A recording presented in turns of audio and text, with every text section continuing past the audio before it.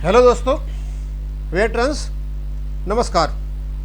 आज मैं आपको जो OROP की असली विसंगति हैं उनके बारे में बताऊंगा, और मैं जो ये यूनाइटेड फ्रंट बने हुए हैं इनसे भी मैं अनुरोध करूंगा, कृपया आप जो OROP की विसंगति हैं एक्यूरेटली आप उनको स्टडी करें और पढ़ें और भारत सरकार के सामने रखें।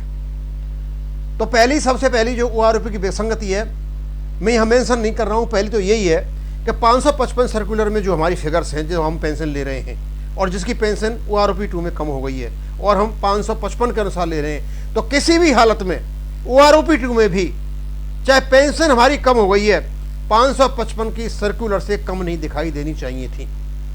ये मामला नहीं आना चाहिए था कि हमारी पेंशन घट गई है। नहीं बढ़ी कोई बात नहीं है, रीजन क्या रहे वो अलग बात है, वो बाद में बात की बात है, लेकिन पेंशन तो उतनी होनी चाहिए थी जो 555 सर्कुलर में, उससे कम नहीं होनी चाहिए थी। खैर एनीवे, उसको हम दूसरे तरीके से लेंगे, लेकिन मैं यहाँ जो फाइनेंशियल और उससे कोई नुकसान भी नहीं था, जो पेंशन हम ले रहे हैं और वही 666 सर्कुलर में दिखाते हैं, तो उससे कोई नुकसान नहीं कि ले तो रहेंगे हम। वो तो नॉन फाइनेंशियल जो एनोमली क्रिएट किया ये उसको ठीक करने का था। अब हम फाइनेंशियल मुद्दों पर आते हैं। पहला है OROP की एनोमलीज में MACP, modified assured career progression. जो ACP थी उसको मॉडिफाई है, तो इसका जो नोटिफिकेशन 7/11/2015 का क्या कहता है? यह कहता है OROP implies that uniform pension. अब देखो मैं निशान लगा रहा हूं, एक तो है इसकी uniform pension to be paid to the defence forces personnel retiring in the same rank with same length of service. दूसरा है इसमें ये same length with same service regardless of their date of retirement, which implies bridging the gap between the rates of pension of current and past pensioners at periodic levels। इसमें 4-5 बातें कही हैं। एक तो यूनिफॉर्म पेंशन होगी, किसके? Same rank and same length. अब rank कौन कौन सी हैं? सिपाही, नायक, हवलदार, नायब सूबेदार, सूबेदार, सूबेदार मेजर। मैं केवल JCOR का ले रहा हूं, ऑफिसर का छोड़ रहा हूं। Regardless of the date of retirement, वो कब रिटायर हुए इससे कोई मतलब नहीं है, उनकी यूनिफॉर्म पेंशन होगी। चाहे 1973 में हुआ, चाहे 1987 में हुआ, चाहे 1992 में हुआ, चाहे 2018 में हुआ, उससे कोई फर्क नहीं हुआ। उनकी रैंक एक होनी चाहिए और उनकी सेम लेंथ ऑफ सर्विस होनी चाहिए। ये परिभाषा है, ये डेफिनेशन है नोटिफिकेशन की। और क्या है जो गैप है इनके बीच में, जो नए वालों की ज्यादा पेंशन हो गई है और पुराने वालों की कम है, जो गैप हो गया उसको ब्रिज अप करना है करंट पेंशनर और पास्ट पेंशनर्स की। और कब करना है? Periodic levels. अब पीरियड तो 5 साल कर दिया, यानी 5 साल के अंतराल पर इनकी पेंशन में जो डिफरेंस आ गया है, जो गैप हो गया है, उस गैप को खत्म करना है।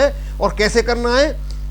सेम रैंक और सेम लेंथ। यानी ये 15 साल का सिपाही है आज 2018 में, तो 15 साल के सिपाही की पेंशन पिछले 15 साल को आनी चाहिए, और 18 साल का कोई हवलदार है तो पिछले को 18 साल की पेंशन जानी चाहिए। अब रैंक वाइज जानी चाहिए और ईयर वाइज जानी चाहिए। अब सवाल यह बनता है कि मैंने एक MACP की एनोमली लगा रखी है और सिपाही ACP 2। अब इनसे पूछा जाए भैया इसकी रैंक क्या है?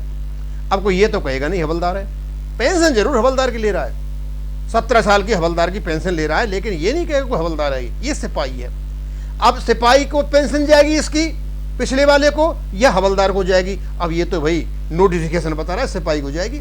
सिपाही ACP 2, सिपाही इक्वल टू सिपाही, तो सिपाही को जाएगी पीछे वाले को। लेकिन इन्होंने क्या किया है, जो सिपाही 17 साल का है, जो सिपाही ACP 2 है, उसकी पेंशन है 21,782। 17, 18, 19 साल में तीनों में ये दे रखा है इन्होंने। लेकिन जो पेंशन इसकी है सिपाही जो बिना ACP नहीं दिया उसकी 18,007। अब समझ में नहीं आता भैया, जो करंट 2018 का जो ACP 2 सिपाही है वो सिपाही है, तो इसकी पेंशन तुमने पीछे वाले सिपाही को, यानी 2018 से पहले जो रिटायर हुआ है या 2006 से पहले जो रिटायर हुआ है या 1973 में रिटायर हुआ है, 19 से उसको तुमने क्यों नहीं दी?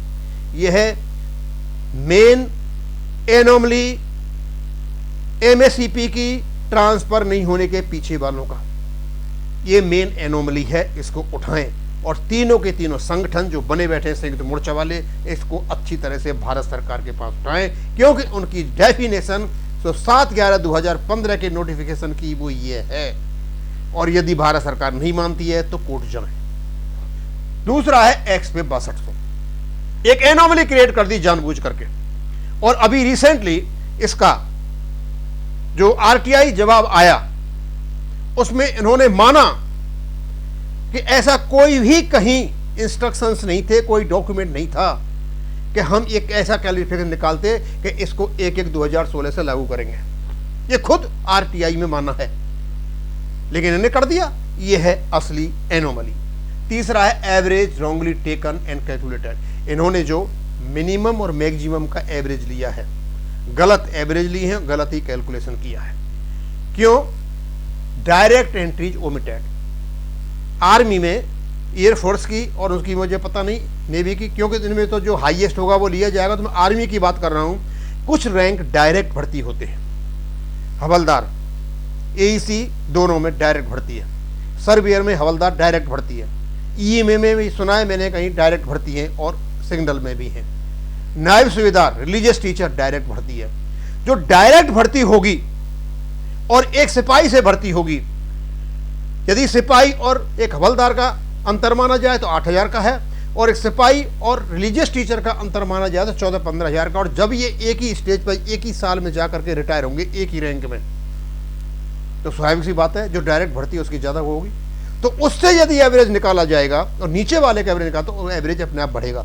लेकिन इन्होंने क्या किया, डायरेक्ट एंट्रीज को छोड़ दिया और इन्हें एवरेज निकाल दिया। और OROP 2 में 100% इसी के कारण हमारी पेंशन कम हुई है। Out of term promotion left out. कुछ प्रमोशन आउट ऑफ टर्म हो जाते हैं, पेंशन तो उनकी बढ़ती है, उनकी भी रैंक होती है, उनकी भी लेंथ होती है, इन्हें छोड़ दिया, उनको नहीं करना है कुछ भी। भाई उनसे करोगे तभी तो पेंशन बढ़ेगी। Court cases benefits ignore. कई बार क्या होता है कि कोर्टों के जो केसेज बाद में आते हैं उनको बाद में पेंशन मिलती है, और वो पर्टिकुलर ईयर में ही रिटायरमेंट होते हैं, उनको भी छोड़ दिया। कोई छोड़ दो कोई बात नहीं, ओनली प्रमोटीज फिगर्स टेकन। और जो प्रमोट हुए, सिपाही से जो भर्ती हुए और जो रैंक पे पहुंचे, उनकी इन्होंने लेकर के पेंशन दे दी है। बस ये इसमें काम किया। अदरवाइज OROP 1 से OROP 2 में फिगर कैसे कम हो गई, 2013 से 2018 में फिगर कैसे कम हो गई। अब इसमें है JCOs की पेंशन कम हो गई। JCOs pension lower due to wrong fixation 7 CPC, it needs level upgradation. जो JCOs का फिक्सेशन हुआ, खास करके नायब सूबेदारों का, जो 39,200 होना चाहिए था 35,400 हो रहा है, और ये आगे फर्क डाल रहा है। जब तक इसका जो ग्रेड पे चेंज नहीं होगा, 4200-4600 नहीं जाएगा, इसकी कहानी हमने बहुत बता रखी है आप लोगों को, तो तब तक इनकी पेंशन नहीं बढ़ेगी। ऐसा इनका थर्ड OROP में हाल रहेगा। वो अलग बात है कि मैं दिखाने के लिए बढ़ा दें, इनका बढ़ेगा तभी जब इनके लेवल का अपग्रेडेशन होगा। The concept of 75% notional maximum has no relevance to. हमारे जो एक्सर्समैन के एसोसिएशन है 75% की बात कर रहा है, कोई नोशनल मैक्सिमम की बात कर रहा है, और कैलकुलेशन करके हमने बता दिया ये एवरेज से कम पड़ रहे हैं। लेकिन फिर भी यदि आप चाहते हो कि इनका आना हो तो इनमें नोटिफिकेशन में चेंज करना पड़ेगा। नोटिफिकेशन में जब चेंज की मांग करोगे, वो पॉलिसी मैटर है, वो OROP का विसंगति नहीं है। OROP की विसंगति है कि इन्होंने जो एवरेज लिए हैं वो प्रॉपर नहीं ले रखे हैं नोटिफिकेशन के, उसकी वजह से है। Family pension related pension. अब फैमिली पेंशन की बहुत बातें हो रही हैं। फैमिली की जो पेंशन है डायरेक्टली फैमिली पेंशन, जो पेंशनर की पेंशन उससे रिलेटेड है। लास्ट पीरियड उनका 30% नॉर्मल है और 50% एनहांस रेट है। यदि मेरी पेंशन बढ़ेगी, मेरी फैमिली की बढ़ेगी, और यदि मेरी नहीं बढ़ेगी, फैमिली की भी नहीं बढ़ेगी। लेकिन आप चाहते हो कि ज़्यादा पेंशन मिले तो उसको 30% से आगे परसेंटेज देना पड़ेगा, 35, 40, 50, जो कुछ भी आप देना चाहो। और जब इसकी डिमांड करते हो तो इसका OROP विसंगति से कोई मतलब नहीं है, ये एक पॉलिसी मैटर है, और इसको पॉलिसी चेंज करनी पड़ेगी कि भाई 30 की जगह 35 दे दो, 40 दे दो, या 30 का 50 कर दो। और 50% become matter of policy and not. और ये जो जंतर मंतर पर जो कहते रहते हैं कि OROP का पार्ट है, ये OROP का पार्ट नहीं है। MSP बिल्कुल ही OROP एनोमलीज नहीं है, ये भेदभाव डिस्क्रिमिनेशन का मैटर है, और ये कोर्ट में केस चला। और भी सारी बातें ECHS का लेता है, किसी का लेता है, लेकिन हम सब इकट्ठे हुए केवल और केवल OROP की विसंगति के लिए। और OROP की विसंगति जो फाइनेंशियल है यही है, और इनके अलावा सबसे बड़ी विसंगति ये भी है कि जो लाइव डाटा इन्होंने ले रखा है, लाइव डाटा नहीं है तब भी बढ़ गया। किसके क्षेत्र में? मेजर्स के क्षेत्र में बढ़ गया, ऑनरेरी लेफ्टिनेंट कैप्टन के क्षेत्र में बढ़ गया, और सूबेदार जो 30+ हैं उनके क्षेत्र में बढ़ गया। मैं ये नहीं कहता बढ़ गया ठीक है बहुत अच्छा हुआ, लेकिन क्योंकि लाइव डाटा का वायलेशन है वो भी एक विसंगति है। पता हो भैया तुम लाइव डाटा है ही नहीं तो लेकर के कहाँ से आए? ये सारा जो माल है, ये सारा जो अमलगमेशन बना हुआ है, ये पूरा का पूरा विसंगतियों का ढेर है, और इसी पर हमारे एक्स सर्विसमैन के एसोसिएशन को काम करना पड़ेगा और भारत सरकार से बात करनी पड़ेगी। यदि नहीं है तो इसका एक्स पे का तो केस कोर्ट में जा ही रहा है, आप MACP का भी कोर्ट में केस ले जाइए, तभी ये सुधर पाएगा, अदरवाइज नॉट। मैं अब यहीं ख़त्म करूँगा। थैंक यू, धन्यवाद।